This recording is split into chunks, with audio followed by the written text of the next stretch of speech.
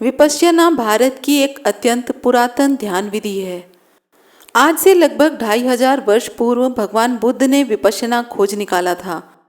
विपश्यना का मतलब है कि जो वस्तु सचमुच जैसी हो उसे उसी प्रकार जान लेना। ये अंतर्मन की गहराइयों तक जाकर आत्मनिरीक्षण द्वारा आत्मशुद्धि की साधना है।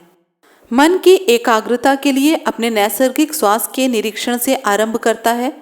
तीक्ष्ण सजगता से अपने ही शरीर और चित्त धारा का परिवर्तनशील स्वभाव का निरीक्षण करता है और वैश्विक सत्य जैसे नश्वरता, दुख और अहम भाव का अनुभव करता है। यह सत्य अनुभूति का सीधा अनुभव ही शुद्धि की प्रक्रिया है। पूरा मार्ग धम्म एक वैश्विक समस्याओं का वैश्विक उपाय है और इसे किसी संगठित धर्म या संप्रदाय से कोई लेना देना नहीं है। इसीलिए इसका किसी जाति, वंश या धर्म से झगड़े बिना कहीं भी किसी भी समय कोई भी मुक्तिदाता अभ्यास कर सकता है और सभी के लिए समान रूप से फायदेमंद साबित हुआ है। विपश्यना क्या नहीं है? विपश्यना अंधश्रद्धा पर आधारित कर्मकांड नहीं है। ये साधना बौद्धिक मनोरंजन अथवा दार्शनिक वाद विवाद के लिए नहीं है। ये छुट्टी मनाने के लिए अथवा सामाजिक आदान प्रदान के लिए भी नहीं है। यह रोजमर्रा के जीवन के ताड़ तड़ाव से पलायन की साधना नहीं है। अब सवाल उठता है कि विपश्यना क्या है? दुख मुक्ति की साधना है विपश्यना। यह मन को निर्मल करने की ऐसी विधि है जिससे साधक जीवन के उतार चढ़ाव का सामना शांतिपूर्ण और संतुलित रहकर कर सकता है।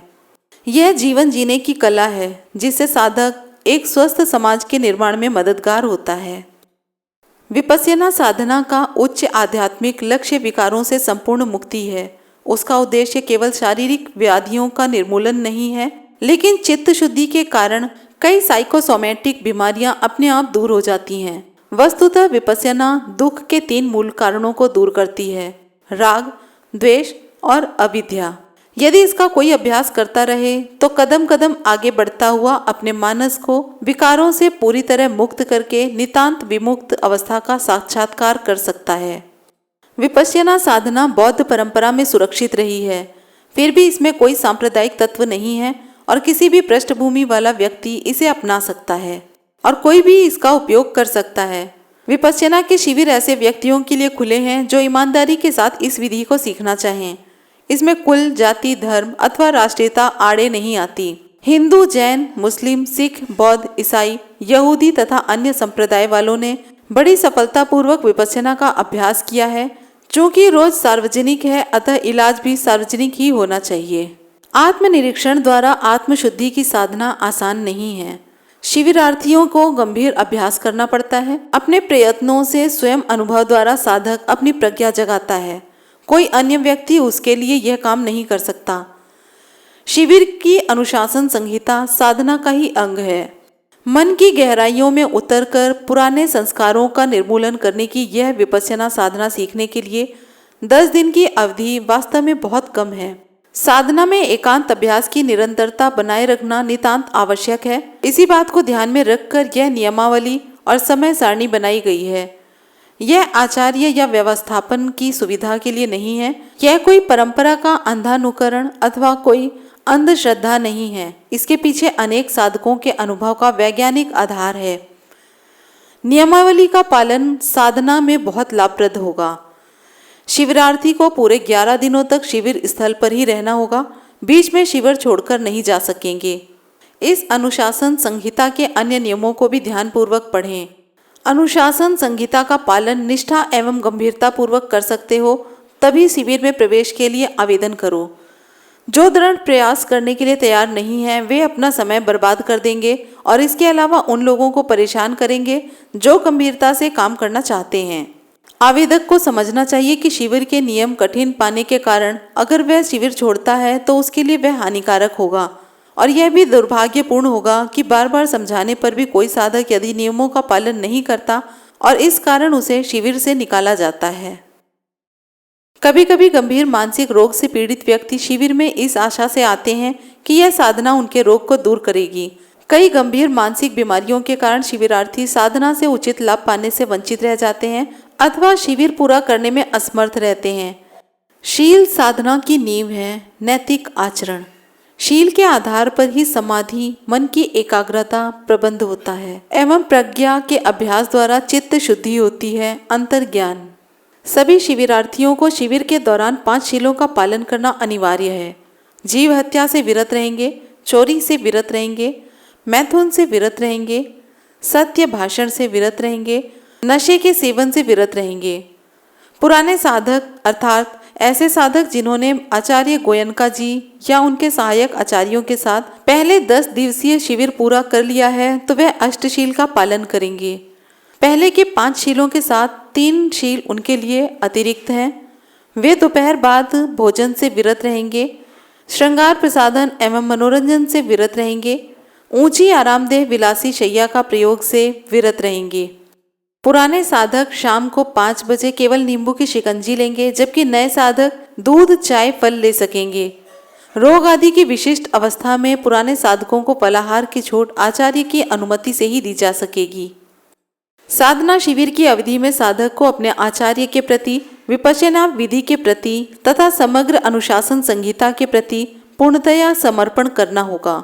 समर्पित भाव होने पर ही निष्ठापूर्वक काम हो पाएगा और सविवेक श्रद्धा का भाव जागेगा, जो कि साधक की अपनी सुरक्षा और मार्गदर्शन हेतु नितांत आवश्यक है। शिविर की अवधि में साधक किसी अन्य प्रकार की साधना विधि व पूजा पाठ, धूप दीप, माला जप, भजन कीर्तन, व्रत उपवास आदि कर्मकांडों के अभ्यास का अनुष्ठान न करे। इसका अर्थ और साधनाओं का एवं आध्यात्मिक विधियों का अवमूल्यन नहीं है, बल्कि विपश्यना को आजमाने के प्रयोग को न्याय दे सकें। विपश्यना के साथ जानबूझकर किसी और साधना विधि का सम्मिश्रण करना हानिप्रद हो सकता है। यदि कोई संदेह हो या प्रश्न हो तो संचालक आचार्य से मिलकर समाधान कर लेना चाहिए। साधक चाहे तो अपनी समस्याओं के लिए आचार्य से दोपहर 12 बजे से 1 बजे के बीच अकेले में मिल सकता है। रात्रि में 9 बजे से 9:30 बजे तक साधना कक्ष में भी सार्वजनिक प्रश्नोत्तर का अवसर उपलब्ध होगा। ध्यान रहे कि सभी प्रश्न विपश्यना विधि को स्पष्ट समझने के लिए ही हों। शिविर आरंभ होने से 10वें दिन सुबह लगभग 10 बजे तक आर्य मौन अर्थात वाणी एवं शरीर से भी मौन का पालन करेंगे। शारीरिक संकेतों से या पढ़ लिख कर विचार विनिमय करना भी वर्जित है। अत्यंत आवश्यक हो तब साधकों को अन्न, निवास स्थान, शरीर स्वस्थ इत्यादि के लिए व्यवस्थापन से तथा विधि को समझने के लिए आचार्य से बोलने की छूट है, पर ऐसे समय भी कम से कम जितना आवश्यक समझें उतना ही बोलें। विपश्यना साधना व्यक्तिगत अभ्यास है, अतः हर एक साधक अपने आप को अकेला समझता हुआ एकांत साधना में ही रत रहे। आवास, अभ्यास, अवकाश और भोजन आदि के समय सभी पुरुषों और महिलाओं को अनिवार्यात पृथक पृथक रहना होगा। शिविर के दरमियान पति पत्नी तथा सहयोगी से संपर्क वर्ज्य है। यही नियम मित्र तथा कुटुंब के अन्य सदस्यों के लिए भी है। शिविर के दौरान सभी समय साधक एक दूसरे को बिल्कुल भी स्पर्श नहीं करेंगे। विपश्यना साधना के साथ योगासन तथा अन्य शारीरिक व्यायाम का संयोग मान्य है, परंतु केंद्र में फिलहाल इनके लिए आवश्यक एकांत की सुविधाएं नहीं हैं। इसलिए साधकों को चाहिए कि वे इनके स्थान पर अवकाश काल में निर्धारित स्थानों पर टहलने का ही व्यायाम करें। मंत्राभिषिक्त, मालाकंठी, गंडा ताबीज आदि साधक अपने साथ न लाएं। यदि भूल से ले आए हों तो केंद्र पर प्रवेश करते समय इन्हें 10 दिन के लिए व्यवस्थापक को सौंप दें। देश के कानून के अंतर्गत भांग, गांजा, चरस आदि सभी प्रकार की नशीली वस्तुएं रखना अपराध है। केंद्र में इनका प्रवेश सर्वथा निषिद्ध है। रोगी साधक अपनी सभी दवाएं साथ लाएं एवं उनके बारे में आचार्य को बता दें। केंद्र की साधना स्थली में धूम्रपान करने अथवा जर्दा तंबाकू खाने की सख्त मनाही है। विभिन्न समुदाय के लोगों को अपनी रुचि का भोजन उपलब्ध कराने में अनेक व्यवहारिक कठिनाइयां हैं। इसलिए साधकों से प्रार्थना है कि व्यवस्थापकों द्वारा जिस सादे, सात्विक, निरामिष भोजन की व्यवस्था की जाए उसी में समाधान पाएं।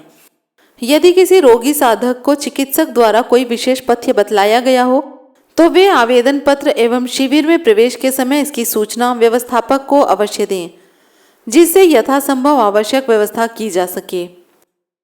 शरीर व वस्त्रों की स्वच्छता, वेशभूषा में सादगी एवं शिष्टाचार आवश्यक है। झीने कपड़े पहनना निषिद्ध है, जिसमें कि आर पार दिखाई देता है।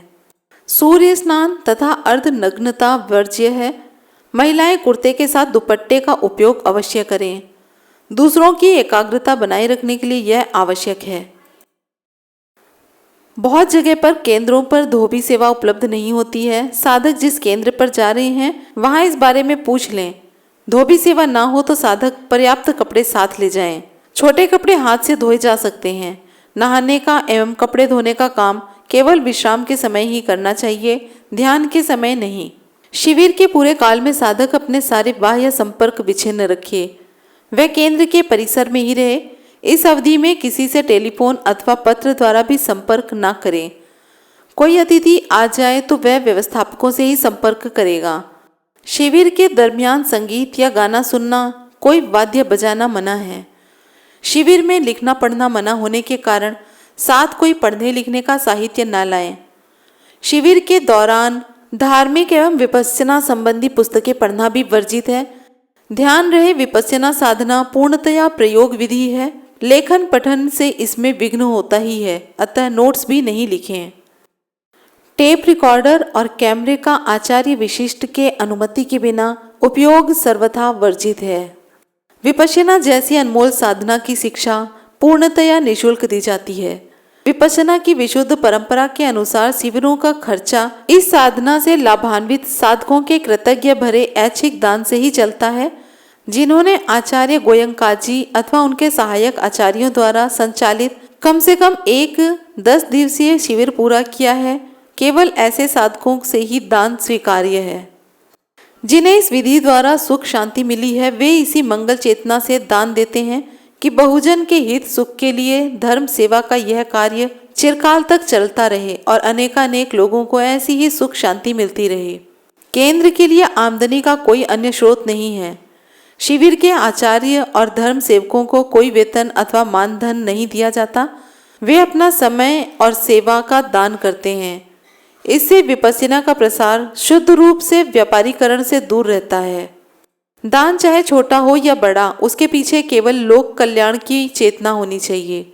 बहुजन के हित सुख मंगल की चेतना जागे तो नाम यश अथवा बदले के लिए अपने विशिष्ट सुविधा पाने का उद्देश्य त्याग कर अपनी श्रद्धा व शक्ति के अनुसार साधक दान दे सकते हैं।